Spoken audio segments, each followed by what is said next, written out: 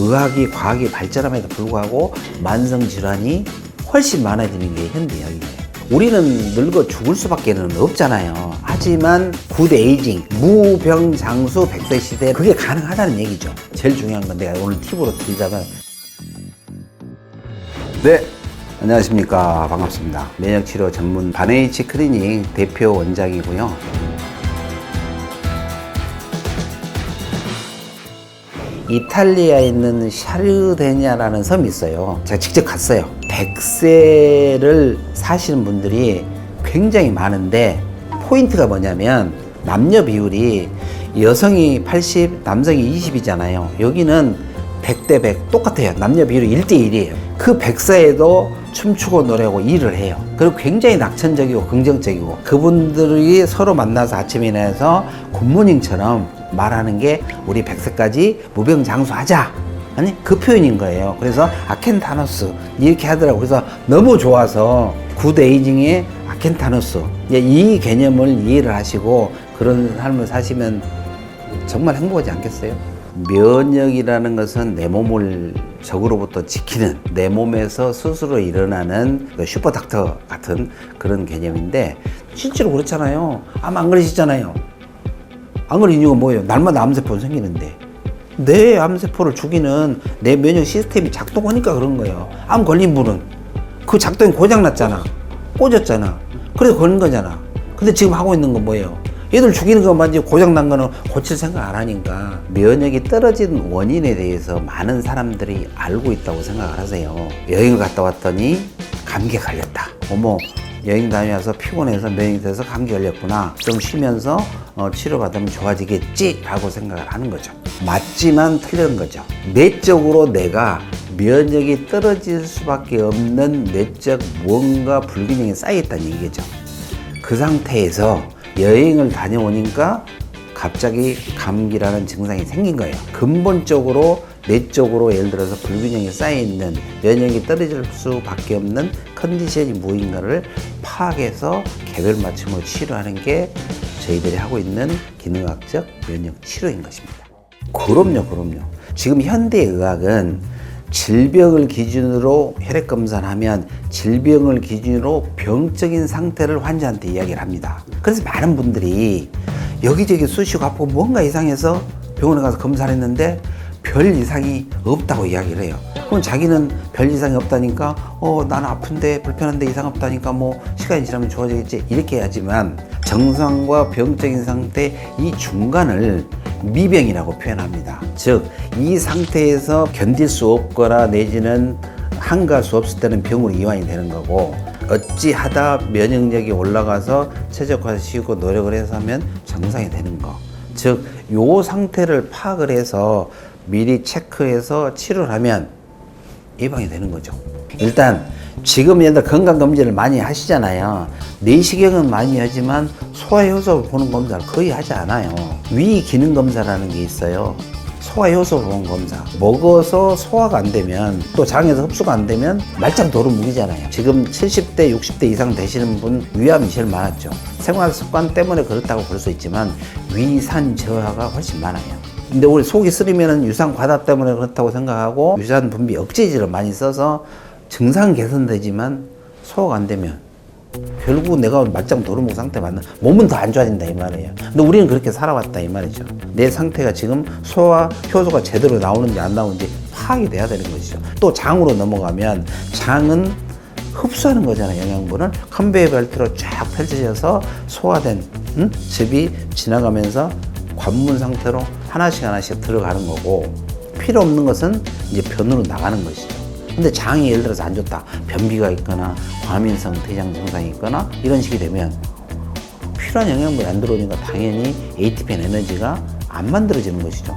그럼 당연히 피로곤이 쌓이면서 몸이 면역이 떨어지고 문제가 되는 것이죠. 탈색이 되든 점이 되든 뭐가 되든 주름이 되든 모공이 넓어진다 한단 말은 그들이 제기는 못한 신체적인 상태가 됐다 이 말이지. 그걸 원상태로 10대의 상태대로 만들어주면 리제너레이션 돼서 리주비네이션이라고 표현하죠. 그래서 뭐 줄기세포도 사람들이 바꾸는 것처럼 재생이 돼서 이제 그런 상태로 유지가 가능한 거죠. 아닙니다. 노화도 질병이죠.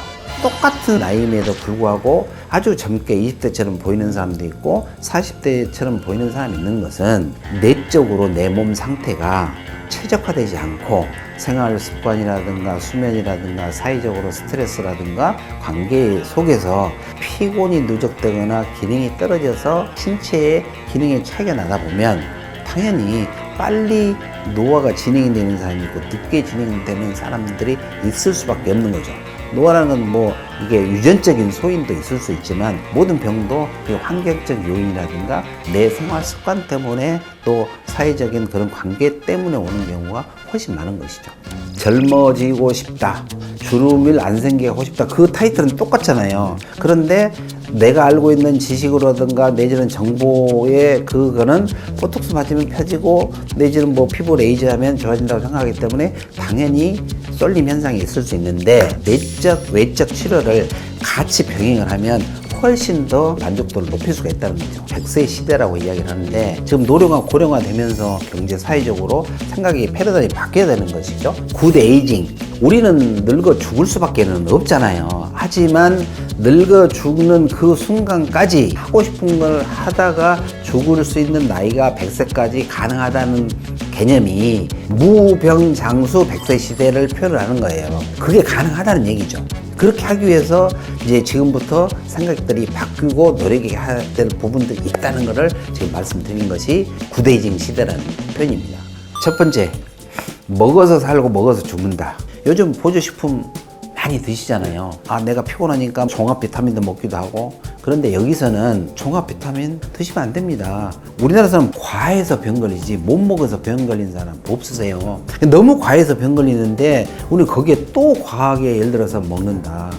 일례로 젊으신 분들이 요즘 운동도 많이 하고 프로테인 많이 이야기를 하시는데 당연히 프로테인은 우리 몸에 너무너무 필요한 것은 사실이나 우리나라는 단백질 과잉 국가예요.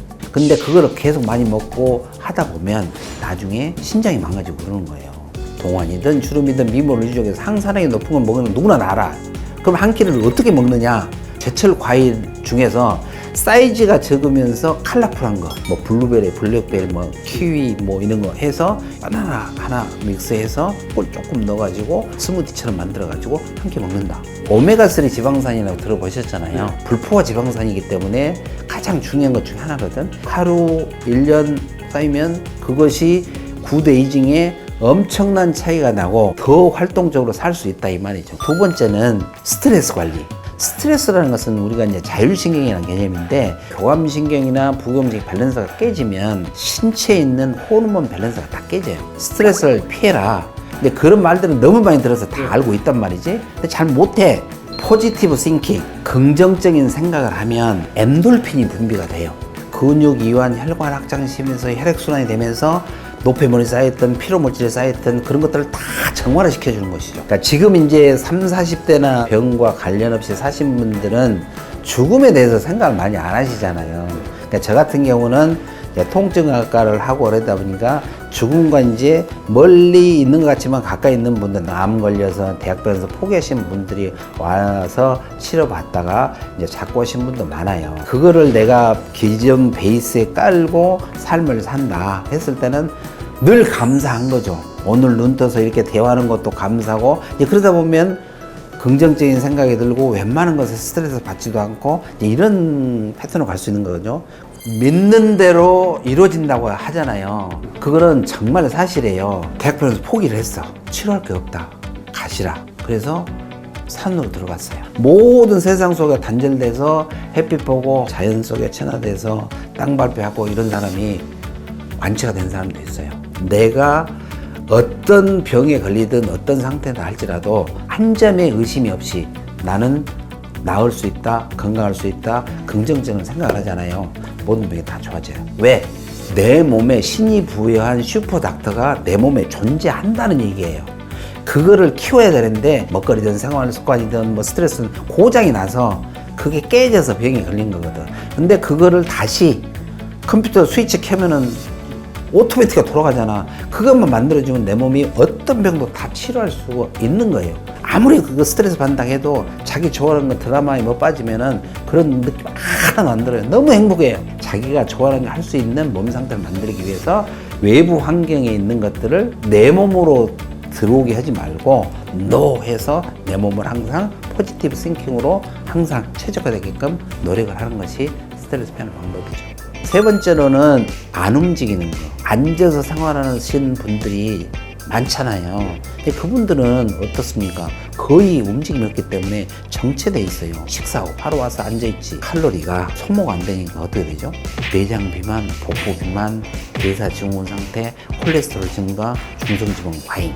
그래서 대사 증후군 돼서 비만이 되고 만성질환, 고혈압, 당뇨가 되잖아요.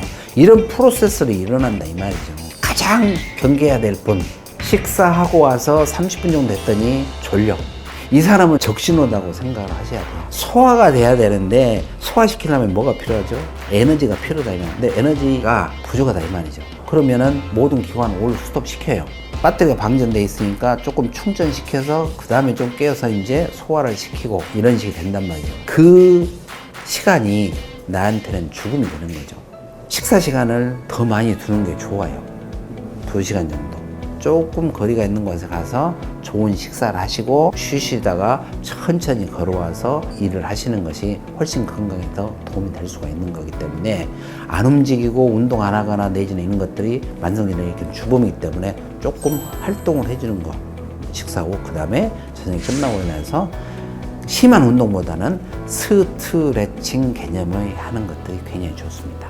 제일 중요한 건 내가 오늘 팁으로 드리자면 에브리데이 잠자기 1시간 전에 30분씩 전신욕, 뜨거운 물에 들어가서 힐링 음악 틀고 릴렉스해서 온욕을 해주시면 근육 이완 혈관 확장이 되면서 피로도 풀어주면서 혈액이 빨리 순환하잖아요. 찌꺼기에 쌓여있던 뭐든 내 몸에서 일을 한다는 얘기죠. 2배, 3배 일을 하기 때문에 지친 피부를 탄력을 주고 활력을 주니까 당연히 보완도 되는 것이죠. 두 번째는 일찍 주무시는 거. 쓴 만큼 피로를 풀어주기 위한 노력을 해야 되는데 그런 노력을 안 한다는 것이죠. 12시부터 최소 새벽 3시까지는 깊은 잠을 주무셔야 돼요. 그때 호르몬이 분비되면서 내 건강도 피부 미용도 삶도 젊어질 수가 있는 것이죠.